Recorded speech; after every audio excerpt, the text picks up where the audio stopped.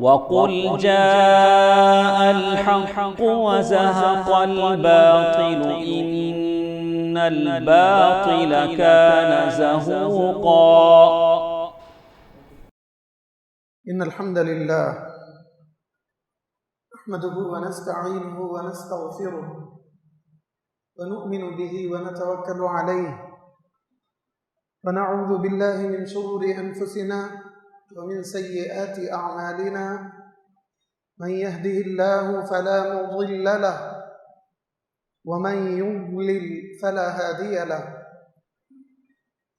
وأشهد أن لا إله إلا الله وحده لا شريك له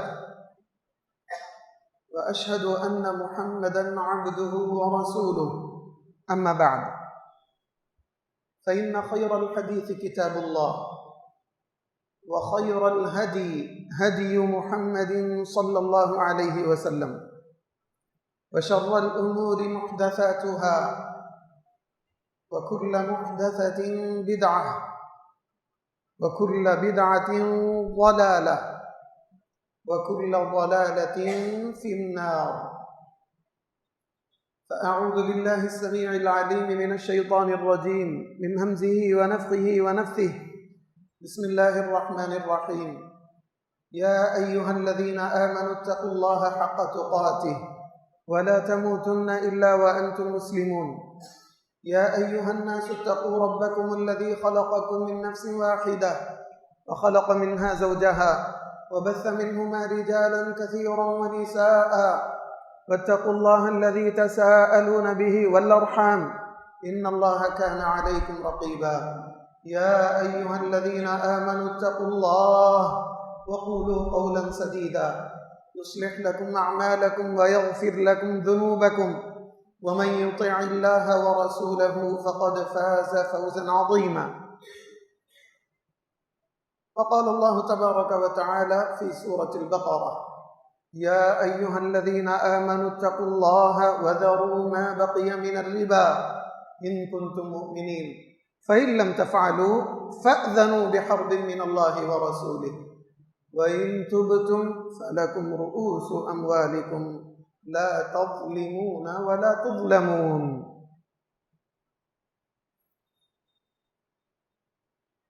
عن النعمان بن بشير رضي الله عنه قال: سمعت النبي صلى الله عليه وسلم يقول: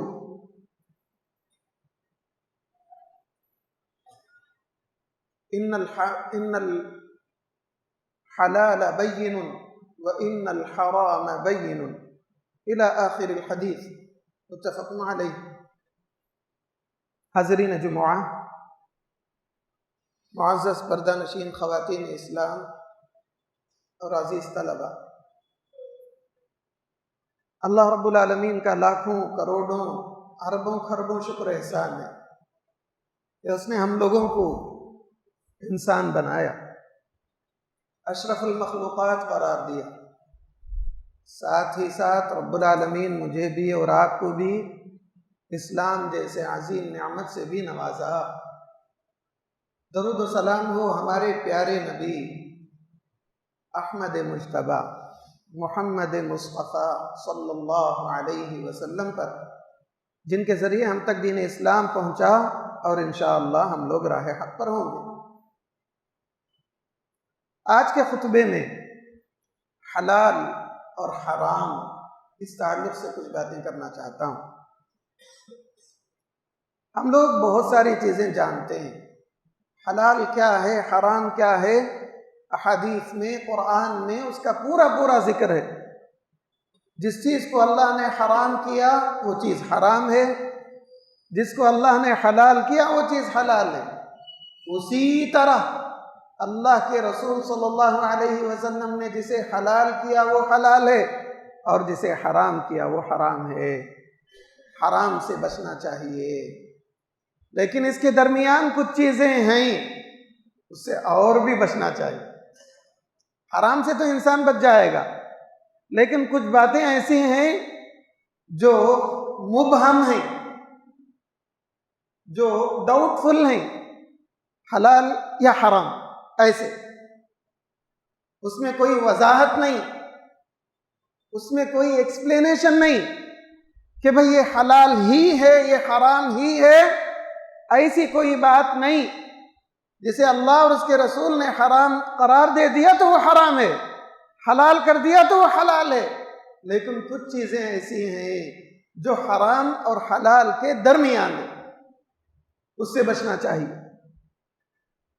نعمان بن بشیر رضی اللہ عنہ کہتے ہیں، جلیل القدر صحابی، نبی کریم صلی اللہ علیہ وسلم کی اس حدیث کو جو ہے ذکر کرتے، لمبی حدیث ہے، پوری حدیث میں آپ لوگوں کے سامنے پڑھ کے سنانا چاہتا ہوں۔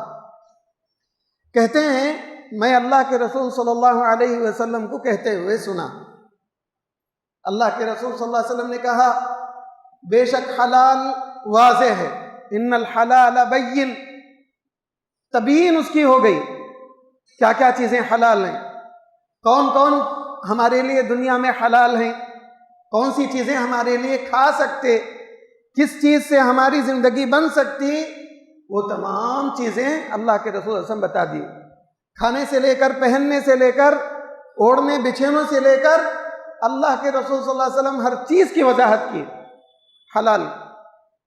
اسی طرح حرام، کون سی چیز ہمارے لیے حرام ہے، کن سے ہمارا نکاح ہو سکتا، کن سے ہمارا نکاح نہیں ہو سکتا، جی وہ تمام چیزیں آپ صلی اللہ علیہ وسلم بتا دیے، کون سی چیز جو ہے کھا سکتے، کون سی چیز نہیں کھا سکتے، اس کی بھی وضاحت قرآن اور حدیث میں وضاحت کے ساتھ ہے، اس میں کوئی شک نہیں، میں ان تفصیلات میں مجھے جو ہے جانا بھی نہیں ہے۔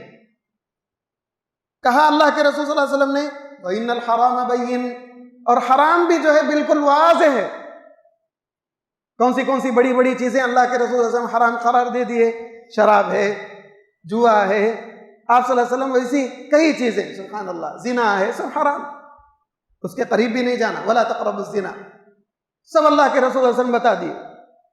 آگے کہا وَبَيْنَهُمَا أُمُورٌ مُشْتَبِهَاتٌ یا مشبہات، دونوں روایت، دونوں کا معنی ایک ہی جی، وَبَيْنَهُمَا أُمُورٌ مُشَبَّهَاتٌ مُشْتَبِهَاتٌ، اس کے درمیان کچھ چیزیں ہیں جو مبہم ہیں، واضح نہیں ہیں، حلال ہیں یا حرام ہیں۔ آئیے آگے دیکھتے ہیں، اللہ کے رسول صلی اللہ علیہ وسلم نے کہا لا يعلمهن كثير من الناس، ان چیزوں کو اکثر لوگ نہیں جانتے، ان چیزوں کو اکثر لوگ نہیں جانتے، کن چیزوں کو، حلال ہے یا حرام ہے، ان چیزوں کو اکثر لوگ نہیں جانتے، مشتبہات چیزیں، وہ جو ہے بہت ہی مبہم ہیں، واضح نہیں ہیں، حلال ہے یا حرام ہے واضح نہیں ہے، جو حلال ہے وہ واضح ہے، جو حرام ہے وہ واضح ہے، اس کے درمیان کچھ چیزیں ہیں جو واضح نہیں ہیں۔ اس کی مثال اللہ کے رسول صلی اللہ علیہ وسلم نے کہا، آگے بتایا فمن اتقى الشبہات، جس نے شبہات سے بچ لیا، شبہات سے اپنے آپ کو بچا لیا۔ کیا شبہات؟ وہی دونوں، حلال اور حرام کے درمیان بہت ساری چیزیں ہیں، وہی شبہات۔ کہا فقد استبرأ لدینہ وعرضہ، تو اس نے اپنے آپ کو اور اپنی عزت و آبرو کو اور اسی طرح اپنے دین کو بھی جو ہے وہ بچا لیا، حفاظت کر لیا، وہ بچ گیا، وہ اس کا دین بھی بچ گیا، اس کی عزت و آبرو بھی بچ گئی۔ یہ کب؟ شبہات سے بچنے کا طریقہ، شبہات حلال اور حرام کے درمیان جو چیزیں ہیں ان چیزوں کو چھوڑ دینا۔ کہا ومن وقع فی الشبہات، جی اگر کوئی شبہات میں داخل ہو گیا، اس میں گر گیا، پھنس گیا، تو اللہ کے رسول صلی اللہ علیہ وسلم نے کہا وقع فی الحرام، حرام میں داخل ہو گیا، پھر وہ حرام کر گزرے گا، حرام اس کی زندگی میں آ جائے گی۔ یہ شبہات کے اختیار کرنے پر، حلال اور حرام ہے یا نہیں ہے، حلال کی حرام کی اسی دامت ڈول میں ہے، اسی تذبذب میں ہے، لیکن کہیں ہیں، کسی کو اپنا لیے ہیں، حلال ہے یا حرام ہے، تو اللہ کے رسول صلی اللہ علیہ وسلم نے کہا وہ حرام میں داخل ہو گیا، حرام میں پھنس گیا، وقع فی الحرام۔ کہا اس کی مثال کیسی ہے؟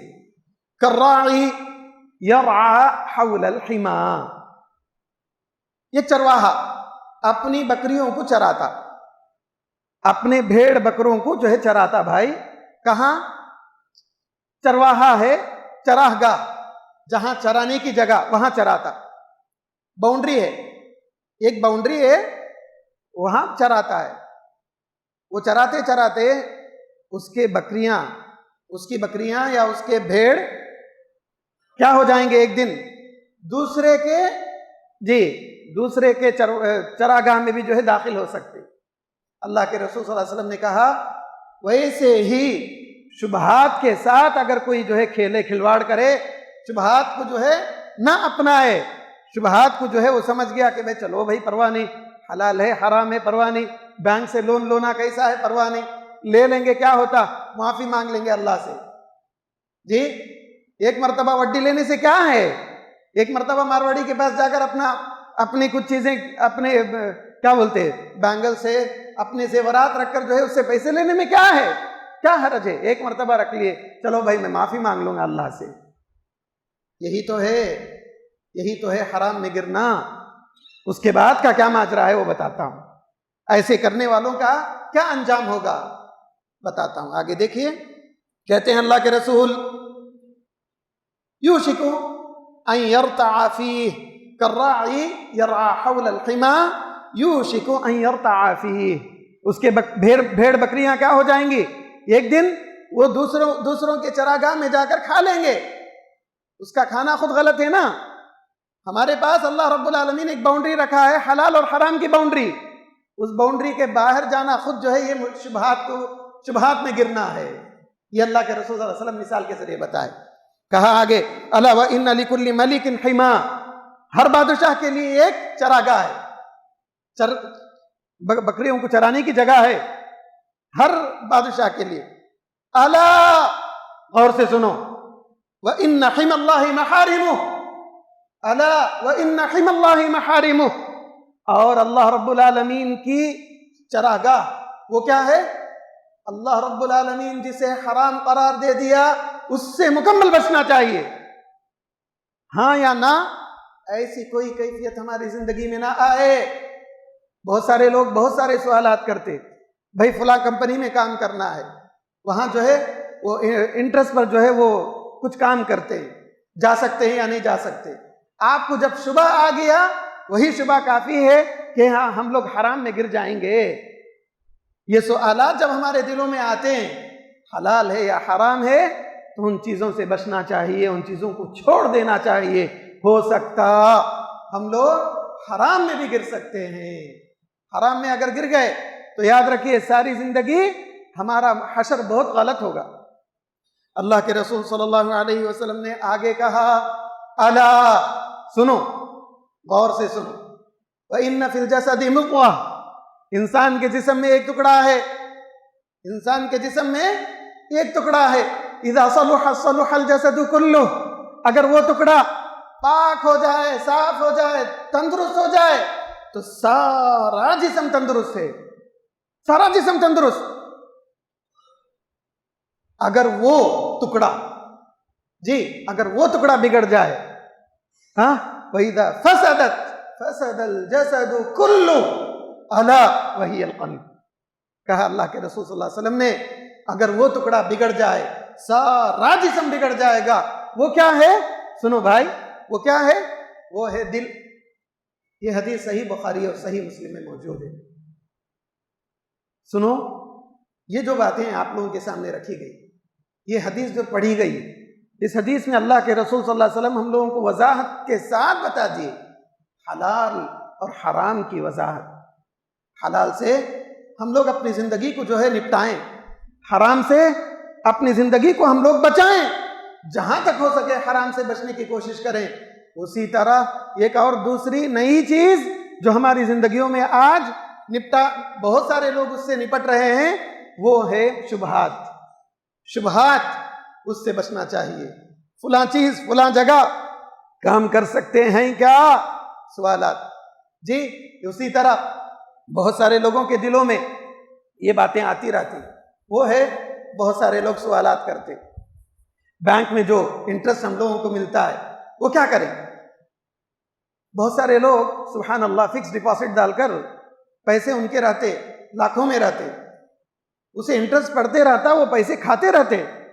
نعوذ باللہ من ذالک. اللہ رب العالمین نے کہا سورۃ البقرہ میں، یا ایھا الذین آمنوا اتقوا اللہ، اے ایمان والو اللہ سے ڈرو، وذروا ما بقی من الربا، جو کچھ ربا میں سے ہے چھوڑ دو. ربا، سود، وڈی جو بھی ہے کیا کرو؟ چھوڑ دو. ذروا ما بقی من الربا ان کنتم مؤمنین، اگر واقعی تم مومن ہو، تمہارا ایمان اللہ پر، رسول پر، یوم آخرت پر، فرشتوں پر، رسولوں پر، کتابوں پر ہے، واقعی طور پر آپ چھوڑ دیں گے، ورنہ آپ کا دل اس چیز کو گوارا نہیں کرے گا. ارے بھائی آتا تو کیوں چھوڑے؟ مفت میں ملتا نا. مفت میں ملنے کی چیز کوئی بھی یوں ہی اپنانا نہیں ہے. اللہ کے رسول صلی اللہ علیہ وسلم بہت سارے مقامات پر بتا دیے، کوئی ظلم کسی پر نہیں کر سکتا، کسی سے کوئی ظلم اٹھا نہیں سکتا. ہم کسی پر ظلم نہ کریں، کوئی دوسرا ہم پر ظلم نہ کرے. یہ اللہ کے رسول صلی اللہ علیہ وسلم وضاحت کے ساتھ ہمیں احادیث میں بتاتے ہیں. آگے اللہ رب العالمین نے کہا فَإِن لَّمْ تَفْعَلُوا، اگر تم اس وڈی سے، اس ربا سے نہیں بچو گے، اسے نہیں چھوڑو گے، اس سے باز نہیں آؤ گے، کیا ہے اس کے بعد کا دیکھیے ماجرا.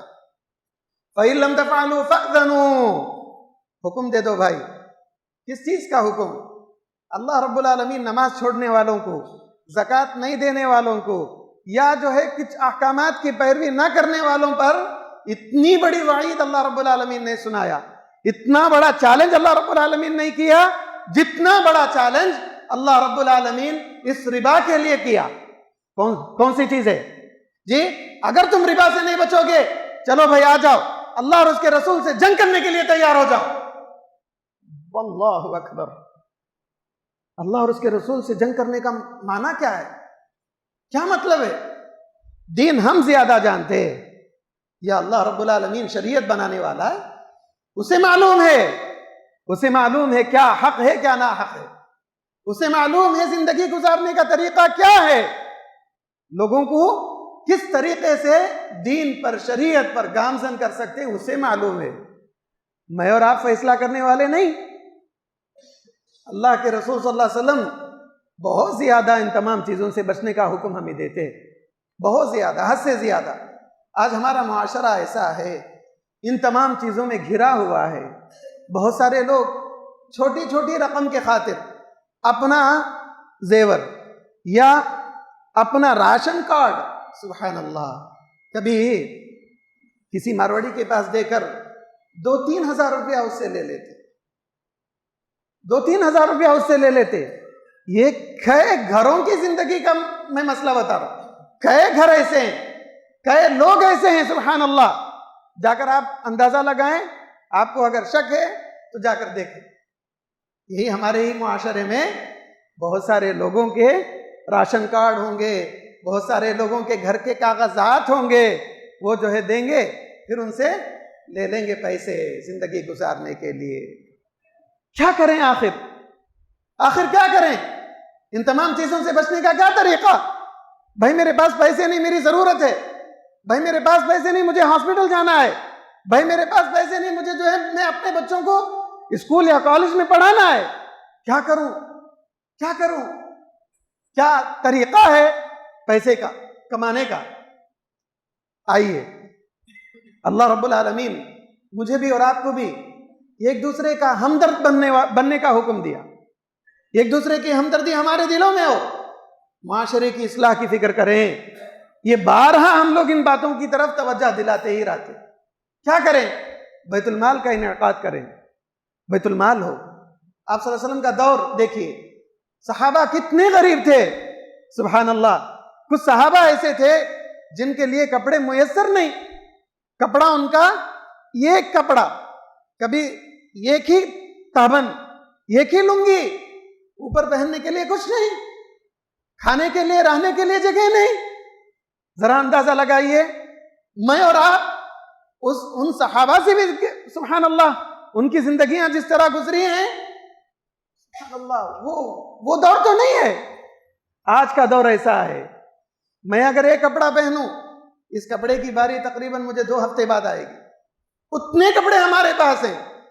کھانے کا الحمدللہ ثم الحمدللہ 2 مہینے 3 مہینے اگر گھر میں راشن نہ لے، راشن کا انتظام ہو جائے گا۔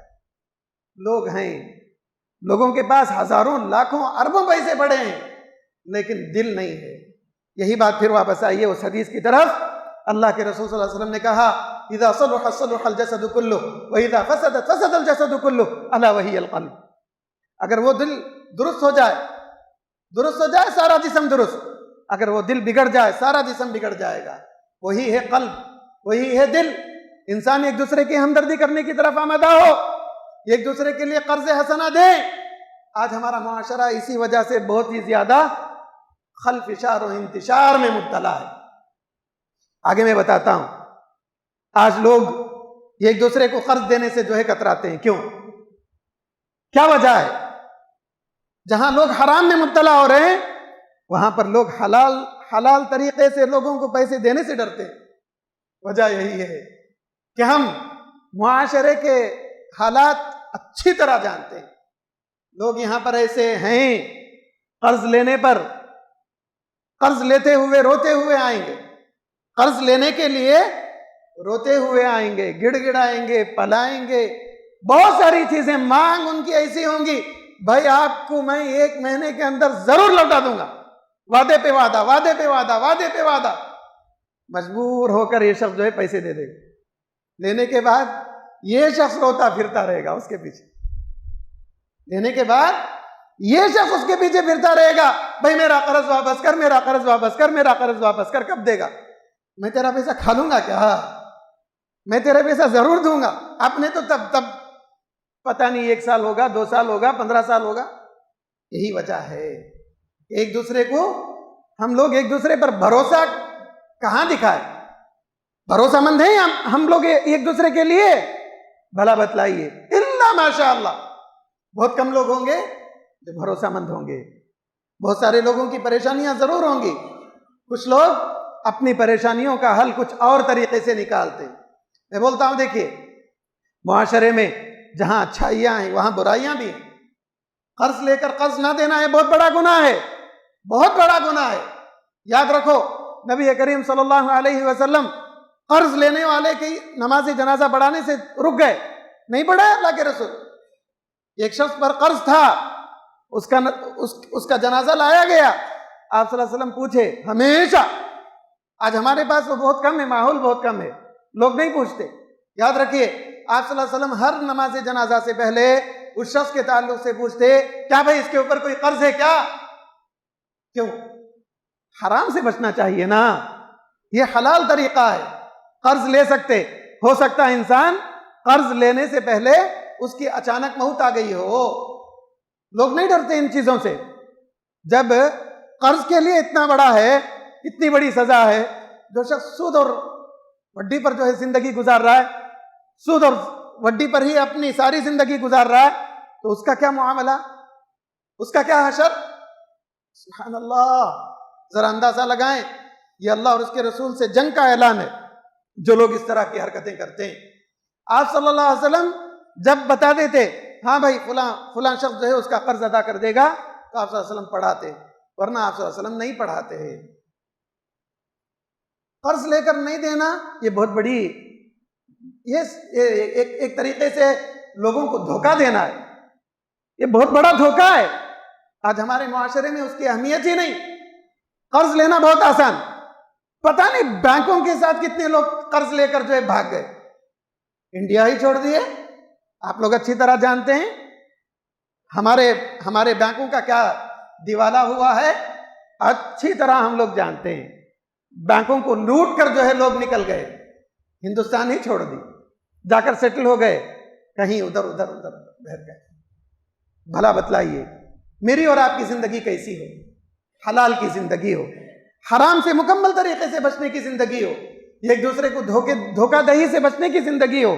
جی جہاں تک ہو سکے ہم اپنے آپ کو حرام سے بچانے کی مکمل کوشش کریں، اپنے معاشرے کے افراد کو حرام سے بچانے کی کوشش کریں۔ ہو سکتا ہم میں کے بہت سارے غریب لوگ ہوں گے جن کی زندگیاں بہت ہی کٹھن مرحلوں سے گزرتی ہوں گی ان کی زندگیاں. ایسے لوگوں کو ڈھونڈ ڈھونڈ کر ہمارے پاس جو کچھ ہے ان کی مدد کرنے کی کوشش کریں, ایک دوسرے کی مدد کریں. اللہ رب العالمین ہم پر رحم کرے گا. اللہ کے رسول صلی اللہ علیہ وسلم فرماتے ہیں ارحموا من فی الارض یرحمکم من فی السماء. اے لوگو تم زمین والوں پر رحم کرو, آسمان والا تم پر رحم کرے گا. کیا ہمیں اس بات کی خواہش نہیں ہے, کیا ہمیں اس بات کی امید نہیں ہے کہ اللہ رب العالمین ہم پر رحم کرے, کیا اللہ رب العالمین کی رحمتیں ہماری زندگی میں نہ آئے؟ اس بات کی اگر یقین ہے, اس بات کا اگر ہم لوگ یقین رکھتے ہیں تو مجھے بھی اور آپ کو بھی چاہیے حرام سے بچیں, حرام سے بچیں, ایک دوسرے کی مدد کریں, ایک دوسرے کی مدد کریں, جہاں تک ہو سکے انصاف کے ساتھ, حق کے ساتھ ایک دوسرے کے حقوق کو ادا کرنے کی کوشش کریں. ماں باپ جہاں کمزور ہیں ان بوڑھے ماں باپ کی مدد کریں. بہت سارے مواقع ایسے ہم لوگ دیکھتے ہیں باپ سبحان اللہ زندگی بھر اپنے بچے کی پرورش کیا, لیکن وہ باپ وہ ماں آج وہ غریب ہیں, بیٹا مالدار ہے. واہ کیا زندگی ہے بھائی, ماں اور باپ بوڑھے ہو گئے, غریب ہو گئے, لیکن بیٹا مالدار ہے. بیٹا سوٹ بوٹ کے ساتھ بہت مزے میں گزرتا ہے, لیکن ماں اور باپ کی زندگی دیکھیں سبحان اللہ, کوئی اس پر رحم کر دے گا, ایسے ہوگا مسئلہ.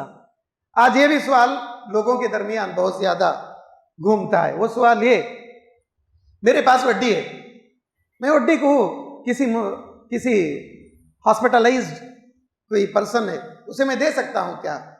کوئی بندہ ہاسپٹل میں ایڈمٹ ہے, اس بندے کو میں دے دوں کیا پیسہ؟ یہ سوال آتا. مسلمان ہے نہیں دینا. اللہ رب العالمین ہم لوگوں کو کہا نا وہ پیسہ مسلمانوں کو نہیں دینا, غیر مسلم کو بغیر کسی نیت کے دے دینا. کیا بھی نیت نہیں, تمہیں اس پر رحم بھی نہیں کرے, تمہیں اسے ثواب کی نیت سے بھی نہیں, کچھ بھی نہیں, بس یہ پیسہ یہ میرے اکاؤنٹ میں ہے بھائی, یہ پیسہ میرا نہیں, یہ میں کمایا بھی نہیں, یہ میرا اس میں حق بھی نہیں, یہ کس کا بھی, دوسروں کا بھی. ایک مسلمان کو اگر آپ دے رہے ہیں گویا کہ آپ اس مسلمان کو بھی اس میں شامل کر رہے ہیں, مسلمانوں کو نہیں دینا. ایک غیر مسلم کو دے رہے ہیں, ٹھیک ہے, بغیر کسی نیت کے. کچھ لوگوں نے کہا جہاں پر ویلفیئر کامس جہاں ہوتے ہیں نا وہاں صرف کر دیں, جیسے روڈ میں بیت الخلا بنا ہے تو وہاں وہ پیسے دے دیے. یہ ہے وڈی کا پیسہ, سود کا پیسہ. اس سلسلے میں کچھ علماء کا اس طرح بھی فتویٰ ہے, لیکن اس پیسے کا استعمال غلط ہے. تیسری اور آخری چیز, ایک مسلمان ہے کسی وڈی میں مبتلا ہوا, یعنی سود میں مبتلا ہوا, اس کا سود اصل کو چھوڑ کر سود اس کا ہے, مثال کے طور پر 70,000 سود ہے یا 80,000 سود ہے, صرف سود. اب وہ سود کے پیسے کو سود کے پیسے سے کاٹ دینا, وہ سود کے پیسے کو سود کے پیسے سے کاٹ دینا, وڈی کا پیسہ وڈی کو کاٹ دیا, اسے پھیڑنے کے لیے استعمال کر لیں, یہ ہو سکتا. یہ بھی علماء اس طرح بتائے ہیں. اصل پیسہ نہیں نا, سود کے پیسے کو سود کے پیسے سے کاٹ دیے, بس ختم. بہت سارے لوگ اسے استعمال کرنے کی طرف سوچتے, جہاں تک ہو سکے اللہ رب العالمین کا ڈر اختیار کریں, اس سے بچنا چاہیے. اللہ مجھے بھی اور آپ کو بھی حلال اور حرام سمجھنے اور حرام سے مکمل بچنے, حرام زندگیوں میں ہم اپنی زندگیوں میں حلال کو اپنا کر اپنی زندگیاں گزارنے کی رب العالمین مجھے بھی اور آپ کو بھی توفیق دے. آخر میں حدیث میں آپ لوگوں کے سامنے ذکر کرنا چاہتا ہوں وہ یہ کہ ہماری دعائیں حرام کھاتے ہوئے, حرام کماتے ہوئے, حرام کرتے ہوئے اللہ رب العالمین ہماری دعائیں کبھی قبول نہیں کرے گا. کہا اللہ کے رسول صلی اللہ علیہ وسلم نے, اشعث اغبر, ایک بندہ وہ ہے جس کے بال پراگندہ ہیں, جس کے کپڑے گندے ہیں, ایسا بندہ اللہ رب العالمین کے سامنے ہاتھ اٹھا کر مانگ رہا ہے, یا رب یا رب, وَمَطْعَمُهُ حَرَامٌ وَمَشْرَبُهُ حَرَامٌ وَمَلْبَسُهُ حَرَامٌ وَغُذِّيَ بِالْحَرَامِ فَأَنَّىٰ يُسْتَجَابُ لِذَٰلِكَ. اللہ کے رسول صلی اللہ علیہ وسلم فرماتے ہیں اس کا کھانا حرام کا, اس کا پینا حرام کا, اس کا پہننا حرام کا, وہ پلا بڑھا بھی حرام کا, تو ایسے بندے کی دعا اللہ رب العالمین کیسے قبول کرے گا؟ یہ اللہ کے رسول صلی اللہ علیہ وسلم فرماتے ہیں. مجھے بھی اور آپ کو بھی چاہیے حرام سے مکمل بچیں, حلال کو جو ہے اپنانے کی کوشش کریں. اللہ مجھے بھی اور آپ کو بھی حلال کی زندگی اپنانے کی توفیق عنایت فرمائے. بارش کے تعلق سے کچھ باتیں بتانی تھی. وہ یہ کہ مغرب اور عشاء یا ظہر اور عصر، جمعہ نہیں، جمعہ کی نماز کا مسئلہ الگ ہے. مغرب اور عشاء یا ظہر اور عصر، ظہر اور عصر بارش کے وقت، صرف بارش بہت زیادہ ہو گئی، تیز بارش ہو رہی ہے، ایسے موقع پر دو نمازوں کو ملا کر پڑھنا نبی کریم صلی اللہ علیہ وسلم کی سنت سے ثابت ہے. یہ کیوں بھائی؟ یہ لوگوں کو آسانی کے لیے، لوگوں کو دین آسان ہے، دین مشکل نہیں ہے. یہ ہمیشہ نہیں کریں گے نا، بارش ہر دن نہیں ہوتی، کبھی کبھار بارش زیادہ ہو جاتی تو مغرب اور عشاء یا ظہر اور عصر یہ دونوں نمازوں کو ملا کر پڑھ لے سکتے.